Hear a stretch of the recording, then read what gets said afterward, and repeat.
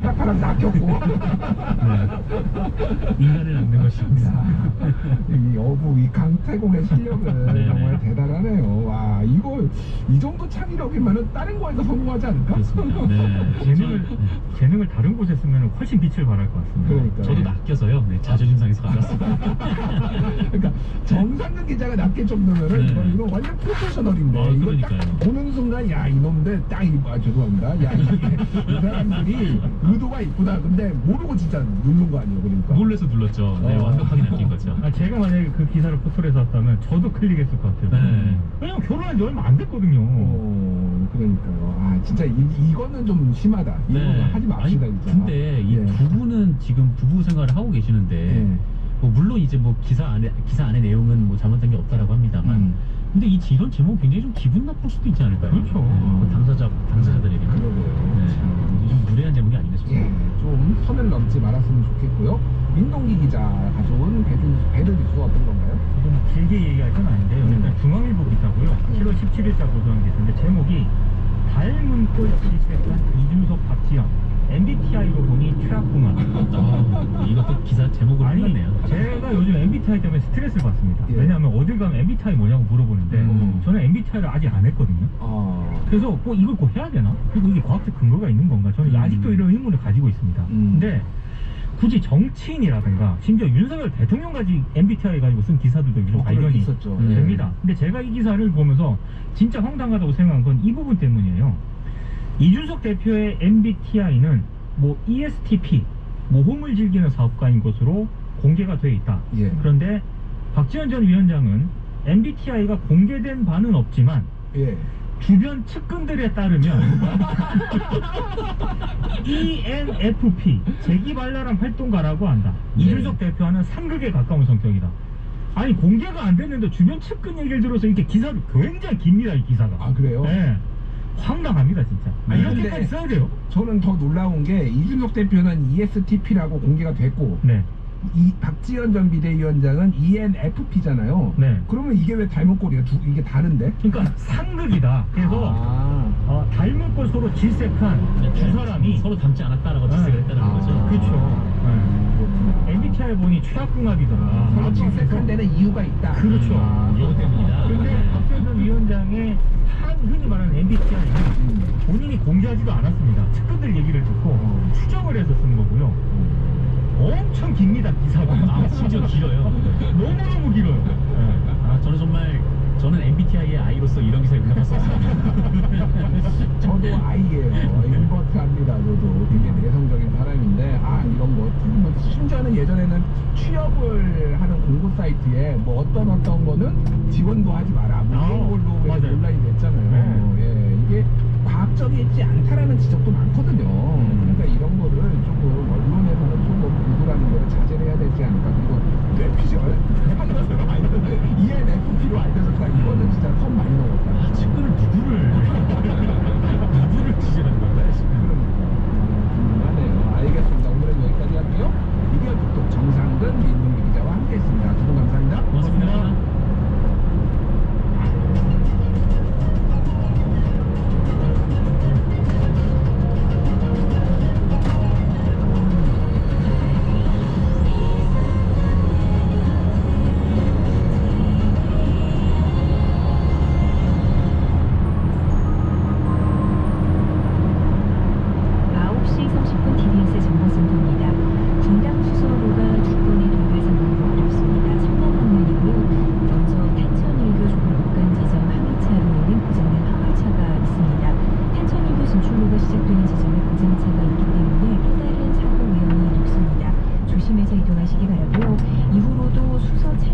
부근에서도 3차로와 그 옆에 진출로 일부 구간에서 사고가 있기 때문에 뒤로 정체된다는 거 참고하시기 바랍니다. 경부고속도로 부산 방면으로는 잠원에서 서초 사이, 또 남사 부근 이후로도 천안 부근 모두 13km 정도 정체고요. 서울 양양고속도로가 양양 방면으로 남양주요금소에서 서종 사이, 또 조양 부근부터 속도가 줄어 있습니다. 그리고 서해안고속도로는 목포 방면으로 금천 부근, 또 서평택 부근과 서해대교 부근 군데군데 속도가 줄어 있습니다. TBS 정보센터였습니다.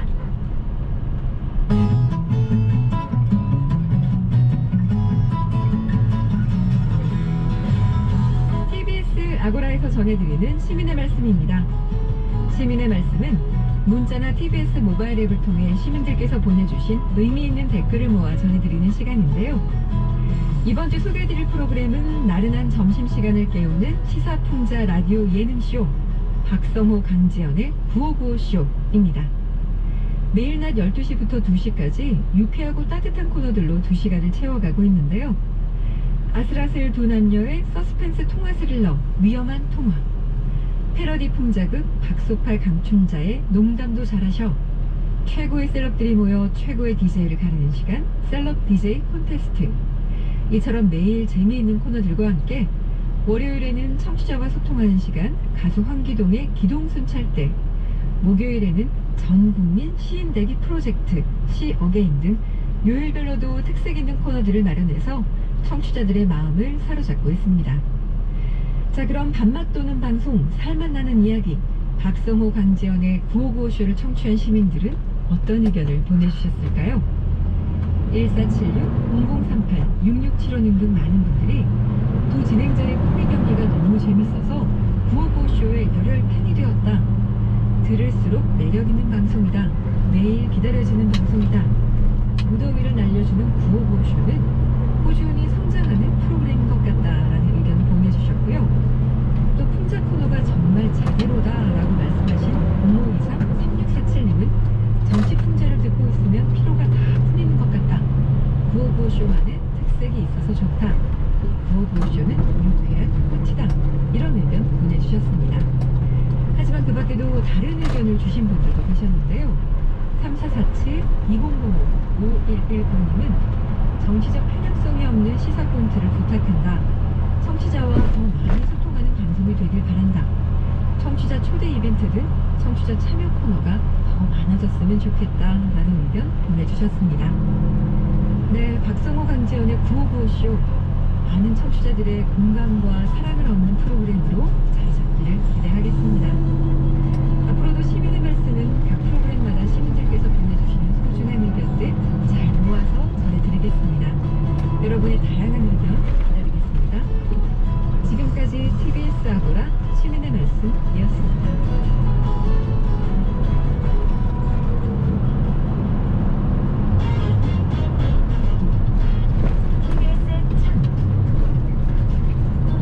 오늘 TBS 창에서는 국민의힘 서울시 의원들이 발의한 TBS 예산 지원 중단 조례안과 관련해서 반대 입장 들어보는 시간 준비했는데요. 저희 TBS 아고라는 지난주에 서울시의회 이종래 국민의힘 의원을 모시고 국민의힘의 입장을 들어본 바 있습니다. 형평성을 위해 서울시의회 민주당 의원을 모시고 진행을 하려고 했는데 마땅한 분이 섭외가 되지 않았고요. 그래서 이 문제에 관심을 가지고 있는 최고 전문가를 모셨습니다. 성공회대 신문방송학과 최진봉 교수 나오셨습니다. 안녕하세요. 네, 안녕하세요. 예, 요즘 많이 바쁘시죠? 안 바쁩니다. 안 바쁘세요? 바쁘신 걸로 알고 있는데. 예. 제가 지난주에는 이종래 네. 의원 인터뷰할 때는 네. 반대 입장에서 제가 질문을 드렸거든요. 원래 네. 진행자가 원래 어쩔 수가 없는 그런 게 있으니까 오늘은 또 네. 우리 최진봉 교수님의 조금 반대 입장에서 네. 제가 질문을 많이 드릴 것 같아요. 이 네. 부분에 대해서 교수님과 또 네. 청취자분들한테 양해를 좀 드리고요. 네. 그리고 이게 또 해피 TBS와 관련된 맞아요. 거라서 이 이해 충돌의 소지도 있기 때문에 제가 굉장히 조심스럽게 진행을 하고, 사실 최진봉 교수님하고는 방송에서 네. 만나면 좀 묻고 떠들고 이런 경우도 많은데 오늘 조금 최대한 예. 진중하게 예. 진행을 그렇죠. 하도록 하겠습니다. 자, 먼저 TBS 예. 예산 지원 중단한다, 이 조례안을 이제 공동 발의한 거는 다 알려져 있죠. 예. 국민의힘이. 그래서 지난주에 이제 국민의힘 인터뷰를 요약을 하면 이런 거였어요. 예. 시대가 변했다. 교통방송으로 출발을 했는데 이게 맞느냐? 그러면 좀 바꿔야 된다. 그리고 예. 이런 거 바꾸려고 하는데 TBS 측에서는 언론 탄압이다. 이강택 대표라든지 이런 네. 분들이 이제 그런 주장을 하고 있는데 그런 거 그만하고 서울시의회와 논의를 하자 이런 거예요. 그러니까 쉽게 보면은 언론 탄압이라는 프레임 중에 하나가 있고 하나는 TBS 정상화라는 프레임이 지금 부딪히고 있는 겁니다.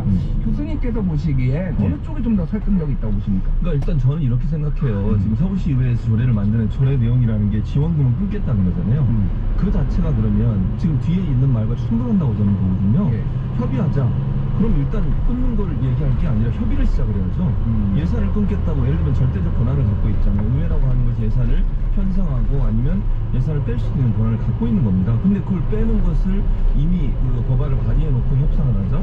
이거는 올바른 태도는 저는 아니라고 봐요. 예. 그리고 TBS가 뭐 교통방송의 기능을 다 했다 이렇게 얘기하시는데 TBS는 이미 교통방송의 기능이 아니라 정보 제공의 기능을 하고 있는 겁니다. 지난번에 미디어 재단으로 바뀌면서 본인들의 방송 역할에 대해서 명확하게 규정을 했어요. 그 규정에 보면 교통방송의 역할을 뛰어넘어서 시민들에게 정보를 제공하고 시민들의 의사표현을 하고 그 다음에 서울시에 있는 각종 현안에 대해서 다양한 정보를 제공하는 그런 기능을 하겠다고 이미 바꿔서 재단 설립 과정에서 만들어 놨습니다. 예. 근데 지금 교통방송 얘기를 하는 것은 저는 타당하지 않다고 생각해요. 그러니까 그 논리로 본다고 하면 서울시 의회의 이런 행동은 정치적 목적을 가지고 서울시장이 이제 여당의 시장이 됐으니 그 전에 보여줬던 TBS의 행동 자체에 대한 어떤 불만과 불평의 표현이다. 저는 그렇게 보여지고요. 그래서 진정성을 가지려면 조례를 먼저 낼 게 아니라 조례안을 낼 게 아니라요. 먼저 협상을 해야죠. 논의를 하고 그리고 나서 나중에 그 협상의 내용을 가지고 조례안을 바꾸든 해야 되는 것이 먼저 조례안을 내고 그걸 가지고 압박하는 형태로 가면 협상이 제대로 이루어지겠습니까? 압박하는 형태.